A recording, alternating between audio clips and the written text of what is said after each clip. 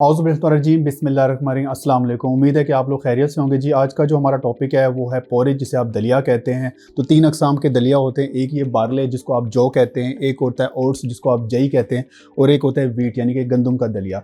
तो इसमें से जो कहते तो हैं ये तीनों ही बेस्ट, लेकिन जो सबसे बेस्ट कंसीडर किया जाता है वो बारले को कहा जाता है, क्योंकि जौ आपको वैसे भी पता है कि हज़ूर पाक सल्लल्लाहु अलैहि वसल्लम का पसंदीदा खुराक में से एक जौ थी।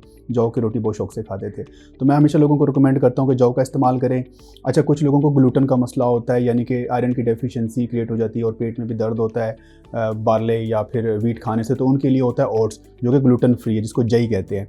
तो उसके लिए जो है ना आप ये ओट्स का इस्तेमाल करें। इसके अलावा जो मिक्स एक आध जिसको स्विस मूसली भी कहते हैं, ये वो चीज़ होती है कि जो पोरिज होता है, जो दलिया होता है, इसके अंदर ड्राई फ्रूट्स भी मिक्स होते हैं। अच्छा, इसको बनाना तरीक़ेकार बहुत ही आसान है। आपने क्या करना है, एक देगची ले लेनी है, उसके अंदर 1 चम्मच जो है आप पोरिज ले लें, इनमें से जो सा भी आपको पसंद हो, और 4 हिस्से जो है ना आपने पानी ले लेना है। उसको थोड़ा सा बॉयल करना है, गर्म करना है। जब ये दलिया सॉफ्ट हो जाए उसके बाद हस्ब ज़ायक़ा उसके अंदर आप दूध भी ऐड कर सकते हैं, आप सिनेमन दालचीनी भी ऐड कर सकते हैं, कोई सेब भी ऐड कर सकते हैं, जो सीजनल फ्रूट है वो भी ऐड कर सकते हैं।